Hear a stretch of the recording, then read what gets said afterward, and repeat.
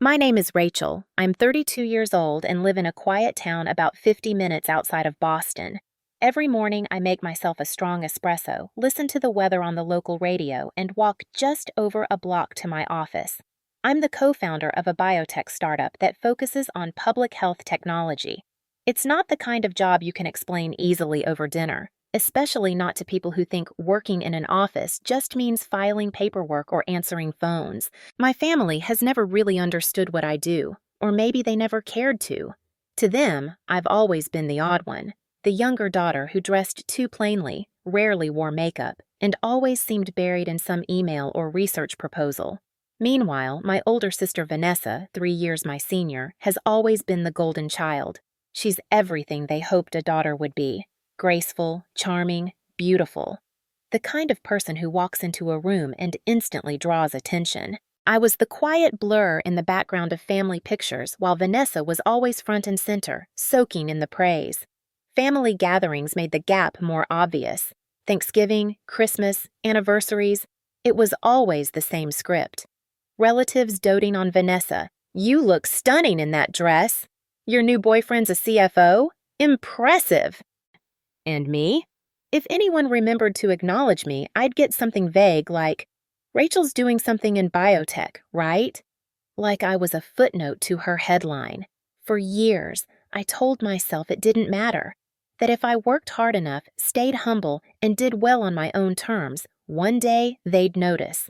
One day, Mom would say she was proud. One day, Dad would brag about me the way he did about Vanessa's boyfriends. I pushed myself, co-founded a company straight out of grad school, stayed late nights fixing things no one would ever see. But even when I handled a public health crisis that risked millions in funding, not a single family member asked how I was doing. When people ask about my family now, I just give a small smile and say, "We haven't talked in a while." It's not a lie. We haven't spoken in over 2 years. No texts, no birthday calls, just a long, silent stretch where no one reached out.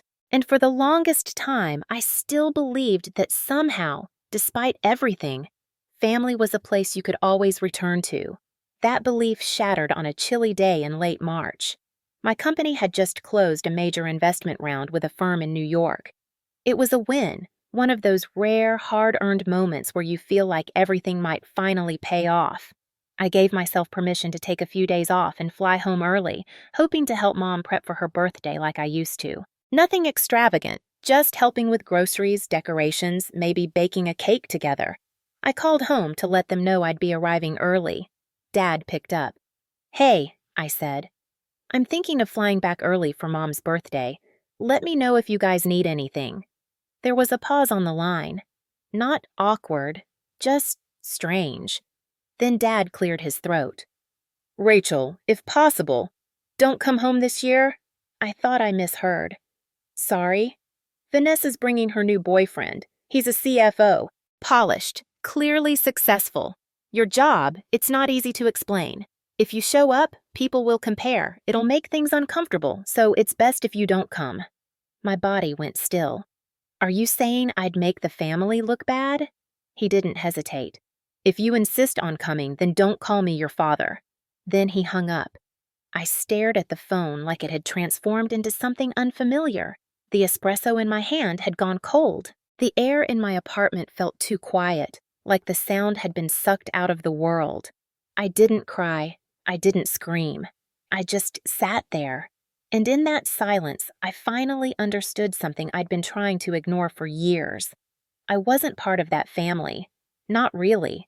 Not in the way that mattered. Not the way Vanessa was. I sat in my armchair by the window as the late afternoon light spilled through the curtains. Soft, pale sunlight that couldn't warm the sudden cold inside my chest. I looked down at my hands, trembling, not from anger, but from something deeper. A quiet kind of grief. I had always thought that even if I never measured up to Vanessa, I was still their daughter. Turns out I was just a placeholder. A name on the family tree they couldn't quite erase, but didn't want to explain. I stood up, walked to my desk, and opened my laptop. For over 2 years, I had been quietly paying their bills. Electricity, internet, water, even cable. Nearly $6,000 a month, not including the extras, like when Mom said the fridge broke or when Dad needed car repairs. They never asked if I could afford it. They just assumed I would. I opened my banking app. The numbers stared back at me. Click. Electricity, canceled. Internet, canceled. Water, canceled. No warning. No alarms. Just a silent success notification. Just like me, always there, never seen. That night, I couldn't sleep. I lay in bed, staring at the ceiling, thinking about the call, thinking about how easily Dad had erased me from a gathering I had always helped organize. Not because I had done something wrong, but because I didn't fit their image. Because my existence might make things awkward. I thought about how many nights I stayed late working to cover the bills they never asked about. For over 2 years, I had paid their electric, water, internet, and cable, nearly $6,000 a month. There were extras, too. A broken fridge, repairs on Dad's car, and the excuses were always the same. Vanessa's struggling after switching jobs. If you can help, that'd be great. And I did help. Not because they asked kindly, but because I thought that was what being a daughter meant. Because I believed, foolishly, that sacrifice could buy love. I opened my banking app again and scrolled through the transaction history. The total was staggering. $15,720, not including the calls, the time, the mental weight of being the unseen fixer. I hovered over the last few entries. Electric, canceled. Water, canceled. Cable, gone. Each click was quiet, simple, and final. And no one noticed. Not that night, not the next morning, not even days later. The silence was deafening. It wasn't until my mom's birthday finally arrived that I heard from them again. Not a call to check on me. Not an apology for what Dad had said. Just requests. At exactly 5 p.m., as I sat on my balcony sipping peppermint tea, my phone buzzed. It was Mom. I stared at the screen. The message read, "Rachel, why is the power out? Can you check for us?" A second message followed from Dad. "No water, no internet, call the providers. Your mom's freaking out." I placed my phone face down on the table and looked out at the tree line behind my building. The breeze was crisp, the sky pale with the fading light of spring. I didn't feel angry. I didn't even feel sad. Just detached, hollow, like I was watching someone else's family unravel from the outside. Then came the message from Vanessa. "The internet's down. Guests are coming and Mom is almost in tears. What's going on?" I picked up my phone and stared at the screen. I typed out a reply. 3 weeks ago, Dad told me that if I insisted on coming home, I shouldn't call him my father. I'm just doing what he asked. If this is inconvenient, maybe find someone you're not ashamed to introduce. I stared at the words. Then I deleted them. Not because I didn't mean them, but because I knew it wouldn't matter. They would read only what they wanted to hear. Twist it into something cruel. Tell themselves I was being dramatic, difficult, selfish. So I put the phone down. An hour later, Vanessa left a voicemail. I listened to the whole thing, her voice shrill and full of panic. "Mom's been crying since last night. Do you know how important today was? Logan met the family for the first time and everything got ruined. You're so selfish." I didn't reply. For years, I hadn't been selfish enough. And now, suddenly, I was too selfish because I stopped cleaning up their mess. I opened my work email instead and checked the weekend operations report. One subject line stood out. "New Jersey staff transfer to Boston, awaiting approval." I clicked. A list of names appeared. I scanned through them, half-focused, until one name made my heart skip. Logan Prescott, Vanessa's boyfriend. I blinked, then reread the line.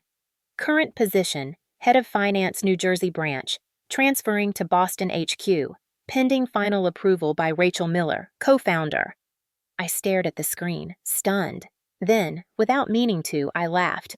Just once. Quiet, short, almost like a cough. The kind of laugh you make when the universe throws irony in your face and waits to see how you'll react. It turned out that the man I had been asked to stay away from, to avoid embarrassing the family in front of, was about to become my employee. And I was the one who had to approve his transfer. I leaned back in my chair, eyes fixed on the screen. My chest didn't feel tight anymore. It felt light. Not from joy, not even from revenge. Just the soft relief of truth gently revealing itself without my effort. I didn't need to respond to Mom's texts. I didn't need to yell or send messages dripping with sarcasm. I didn't need to prove anything, because life had already set the stage, and I just had to sit still long enough for the curtain to rise. The next morning felt like any other. I made my coffee, walked to the office, checked the operations board. Meetings, emails, reports, routine things. But beneath it all, I knew something had shifted. I hadn't told anyone about the transfer file. I didn't call Vanessa. I didn't write to Logan. I didn't even tell my co-founders, because I didn't need to. Life had written its own story. All I had to do was turn the page. By mid-morning, the receptionist buzzed my office. "Rachel, there's someone here from New Jersey for onboarding. He says you're expecting him." I already knew who it was. "Send him in," I said, voice calm. A moment later, the door opened. Logan Prescott stepped inside, holding a sleek folder in one hand, his posture professional, polished. He looked exactly as Vanessa had described: sharp suit, expensive watch, confident smile. But when his eyes met mine, something in his expression cracked. He froze. "Rachel," he said, almost a whisper. You're the co-founder?" I nodded calmly. "Welcome to Pacific Genomics." I gestured to the seat across from me. He didn't move at first, just stood there, processing everything. Then slowly he sat down. "I'll be reviewing the financials for this quarter," I continued, flipping open a folder without looking at him. "You'll be working directly with our CFO and myself on transition strategy. I hope your move to Boston has been smooth." He was quiet, visibly pale. The confident exterior was gone, replaced by something closer to disbelief. I slid a copy of the internal protocol toward him. Still, he said nothing. I didn't offer anything more. I didn't say, "I'm Vanessa's sister." I didn't bring up my parents. I didn't ask if he recognized me from family photos or awkward holiday stories.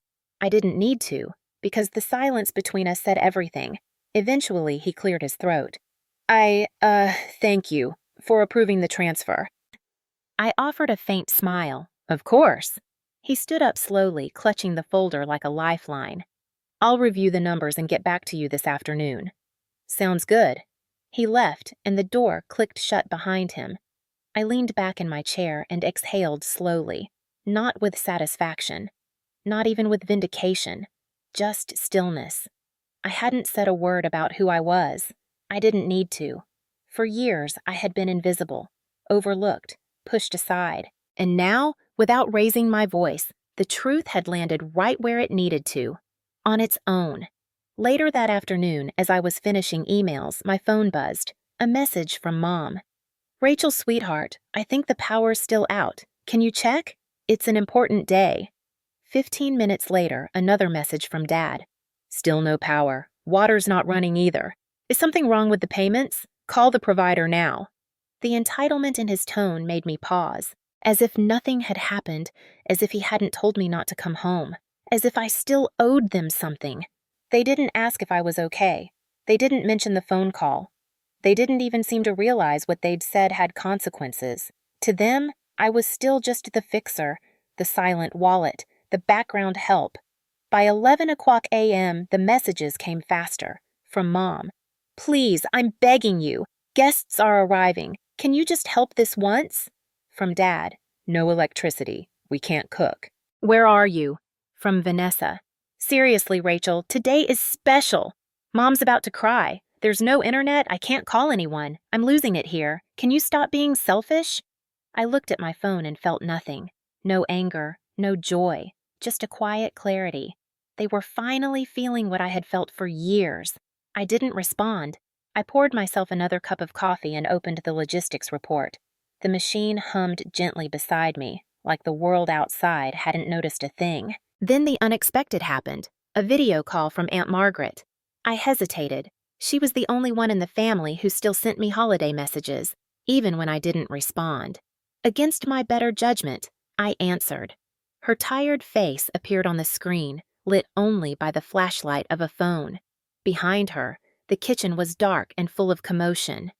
"Rachel," she said softly, her eyes slightly red. "Your mom's in a panic. The house is dark. Everyone's running around. No one knows what to do."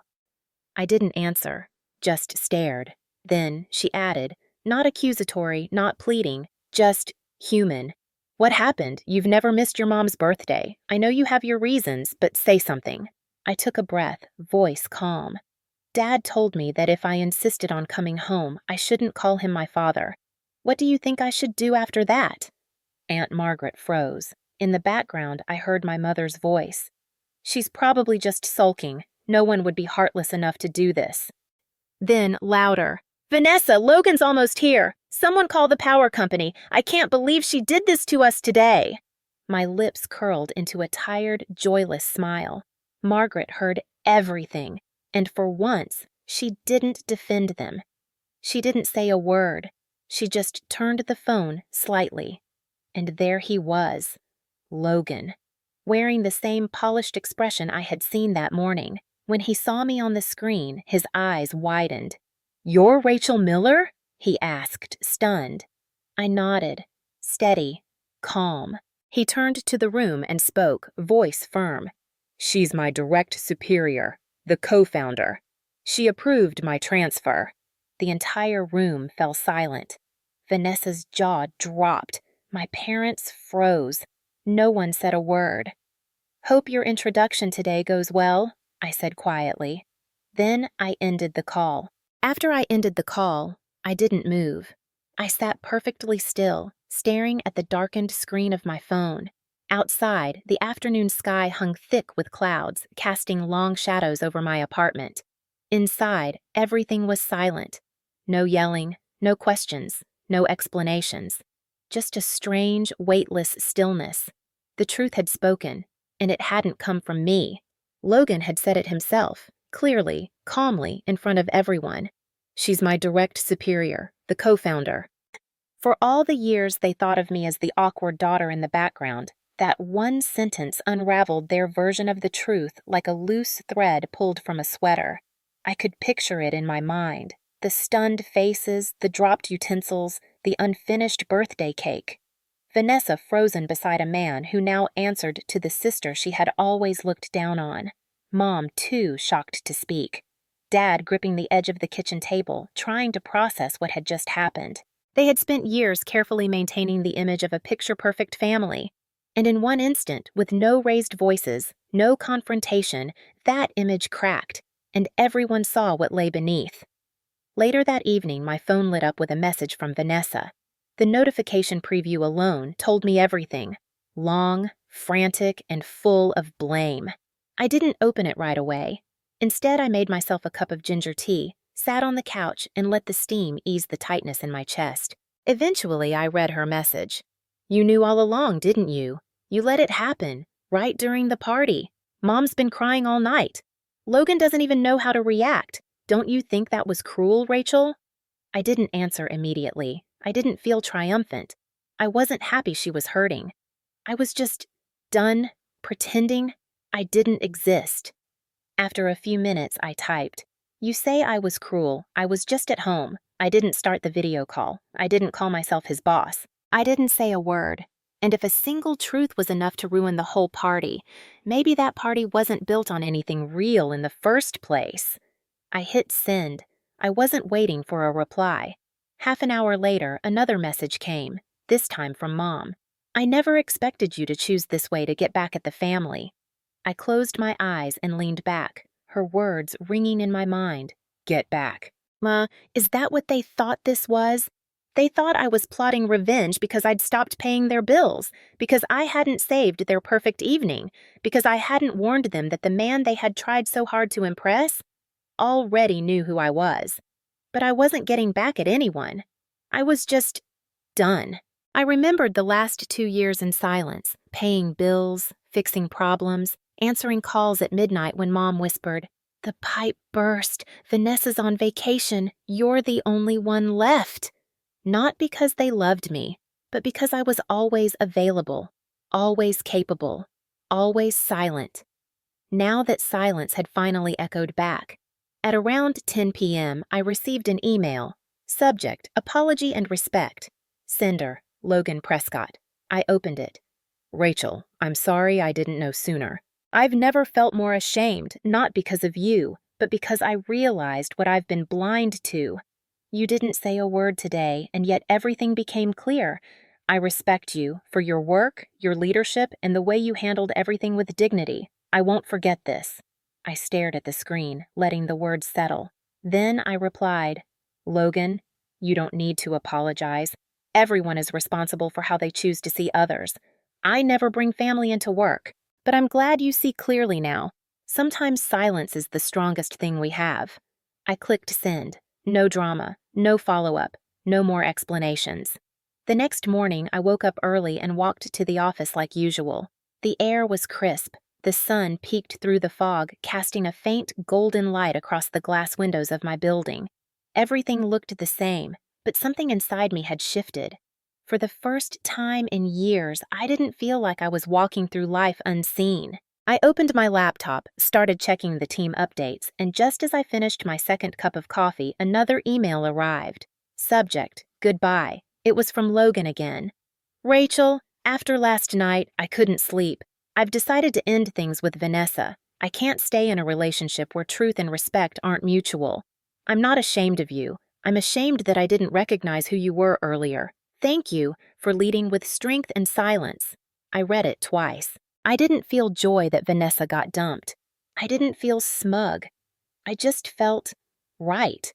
For the first time, someone had seen what I'd been living through all these years. All the little cuts, the erasures, the silence. And he chose to walk away from the illusion. 2 hours later, as I was reviewing financial summaries, my phone buzzed again. Vanessa.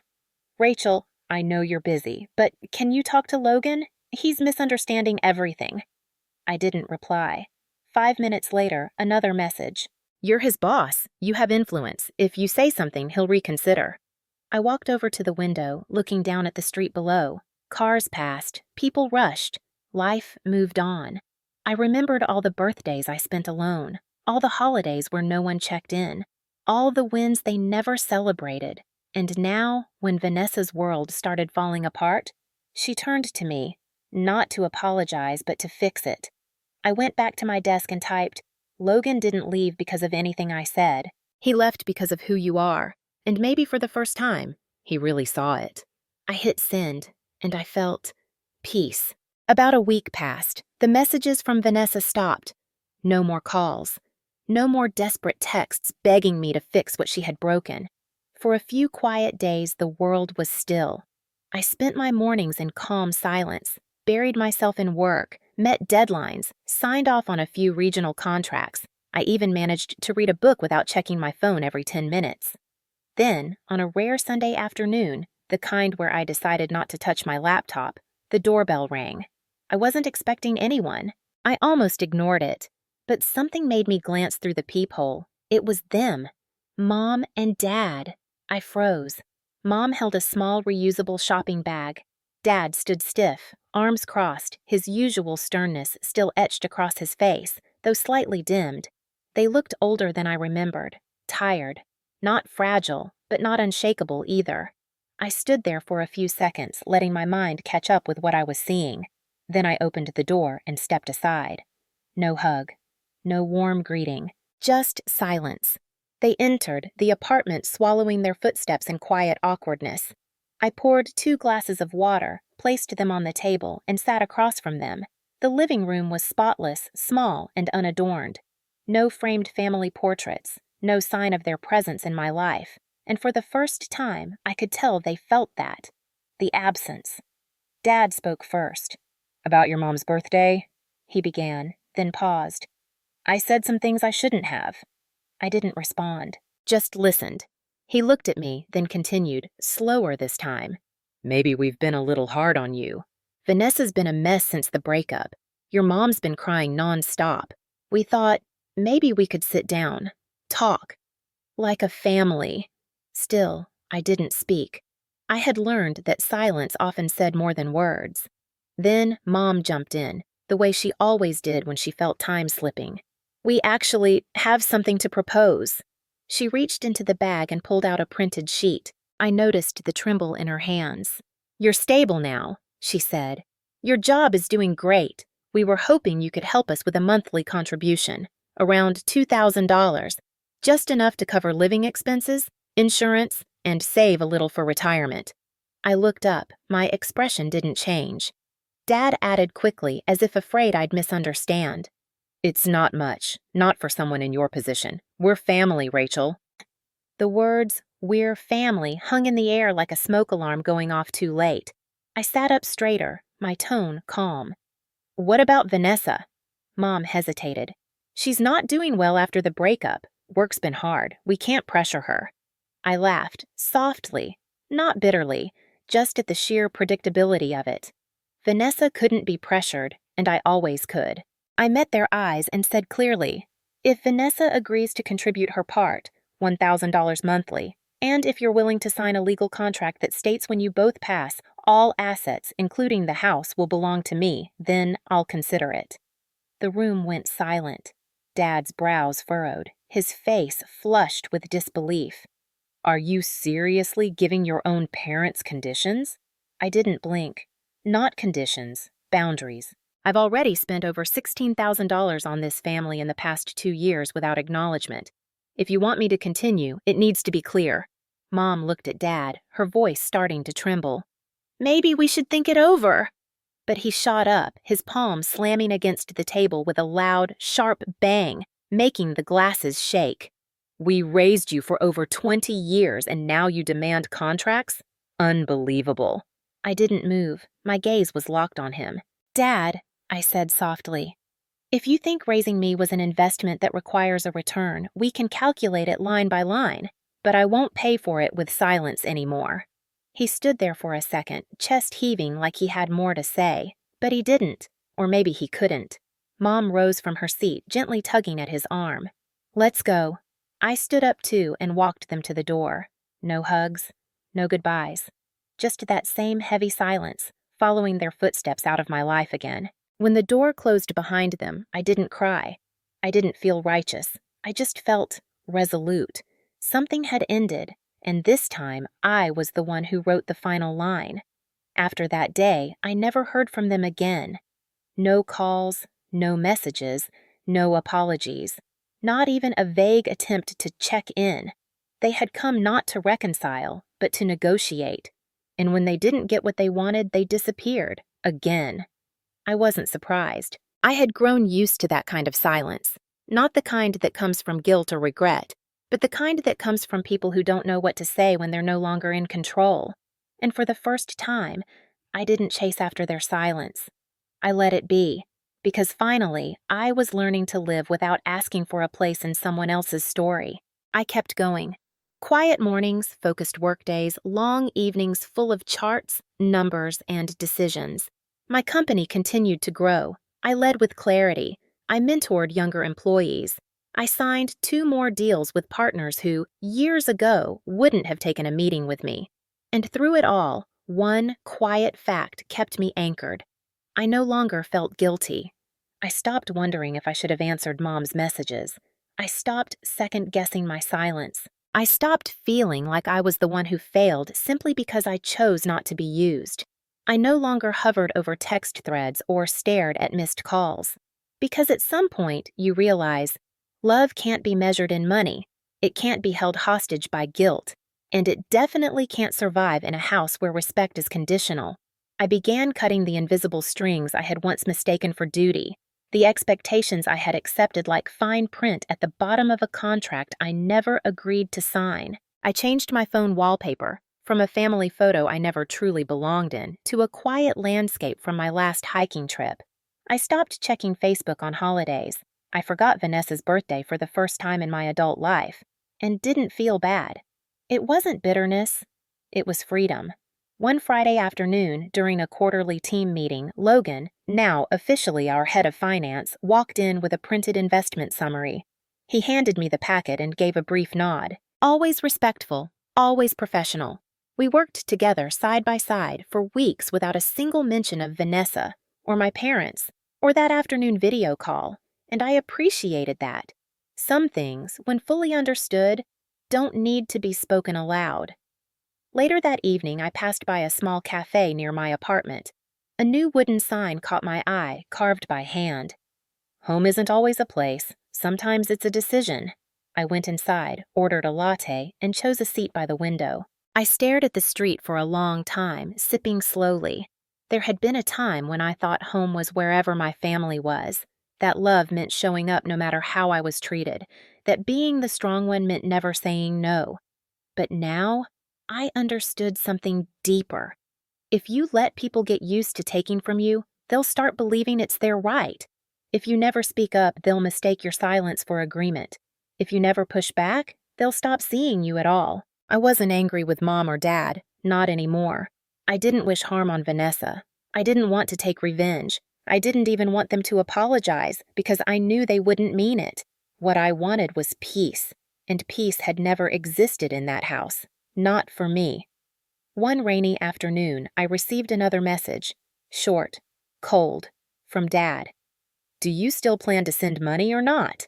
No greeting, no question about how I was doing, just expectation, neatly disguised as entitlement. I didn't answer. 2 days later, Mom tried a softer tone. We haven't heard from you. If you're going through something, just let us know. We're family. I read the message, then put my phone down. There was no mention of the contract they had rejected, no acknowledgement of what had happened, no recognition of the years I had been the only one holding everything together. To them, family still meant do as we say. That evening, I wrote a final message. I'm not angry, but I'm done. I won't be sending any more money. I hope you both take care of yourselves, but I'm not your backup plan anymore. I didn't wait for a response. None came. And in the silence that followed, I felt something I had never felt with them. Relief. I walked through the next few weeks like someone stepping into a life they had almost missed. I spent time with people who asked how I was doing and meant it. I traveled alone for the first time in years, stayed at a quiet cabin near the coast, and didn't tell anyone where I went. I woke up with the sun, not with worry. I fell asleep without wondering if I was a bad daughter, because I finally knew I wasn't. I was just the daughter they didn't understand, the one who didn't perform, who didn't smile when insulted, who didn't shrink to make room for someone else's comfort. They mistook that for coldness, but it was strength. And strength, I learned, is what remains when you stop needing approval. One Saturday morning, a full month after the last message from Mom, I took a slow walk through the city. No destination, no schedule. Just fresh air, a warm scarf, and the quiet rhythm of my own footsteps. For the first time in a long while, I wasn't carrying the weight of being the responsible one. I wasn't anyone's daughter, sister, or fixer in that moment. I was just Rachel, and that was enough. The sun peeked through clouds, and I ducked into a bookstore. I browsed titles without urgency, letting my fingers drift across spines, pausing at memoirs, then poetry, then business. As I stood there, flipping through a book about women reclaiming their voices, I realized I had already done that. I didn't write a speech. I didn't publish a post. I didn't confront them at the dinner table. I just stopped explaining myself. I stepped away, and they heard me more clearly than ever before. That afternoon, I stopped by a small community event hosted by a local entrepreneurs network.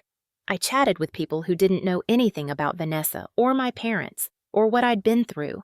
They knew me only as Rachel, the woman who built a company, who gave solid advice, who remembered people's names. I didn't have to shrink. I didn't have to apologize for being sharp, decisive, or quiet. Later that week, as I wrapped up a budget meeting, Logan stopped by my office. He didn't ask about Vanessa. He never had. He just handed me a quarterly projection report and said, "We're on track for a strong Q3. Thanks, I said. Then, before he left, he paused. I hope you're doing okay, he added softly. I looked up and gave a small nod. I am. And I meant it. There was no more bitterness, no edge in my voice. Just peace. That night, as I sipped tea on my balcony, I thought about everything I had once believed, that being good meant being quiet, that being family meant sacrificing endlessly. That love was something you had to earn through silence and service. But now, I knew better. Love doesn't demand invisibility. It doesn't come with monthly invoices. It doesn't shame you for existing outside someone else's narrative. Love, real love, sees you fully. And that kind of love, I had started giving it to myself. No one had to agree. No one had to understand. Not Mom, not Dad, not Vanessa. I wasn't waiting for them to say I was enough. I already knew I was. One day, a young intern asked me during lunch, "How do you stay so composed during hard decisions?" I smiled. "Because I've made harder ones in silence." She looked at me curious. "Like what?" I didn't answer directly. I just said, "Sometimes the hardest decision is choosing yourself when no one else will." She nodded, not quite understanding, but one day she would. That evening, as I walked home, rain started to fall in soft, slow drops. I didn't rush. I let it land on my coat, my hair, my skin, cleansing, quiet, real. When I got home, I opened a drawer and pulled out an old birthday card from years ago, the last one Vanessa had ever signed. "You'll always be the steady one. Don't ever change." I smiled sadly. I had changed. Not for them, for me. I put the card away, not out of spite, but because it no longer defined me. I didn't need to keep old words as proof of love that never truly existed. The next morning, I woke up early and opened the windows wide. The air was crisp. A bird landed on the railing, looked at me, then flew away. And I knew. This is what it means to be free, to walk through life without apology, to choose silence not as surrender, but as sovereignty, to set a boundary and mean it, to rebuild yourself in your own image, not theirs, to say, "I was never too much. I was never not enough. I was simply never seen. And now I see myself." I made coffee, opened my laptop, and began the day, not as someone's backup plan, not as the invisible daughter, but as Rachel Miller, co-founder, leader, survivor, whole. And that, finally, was everything.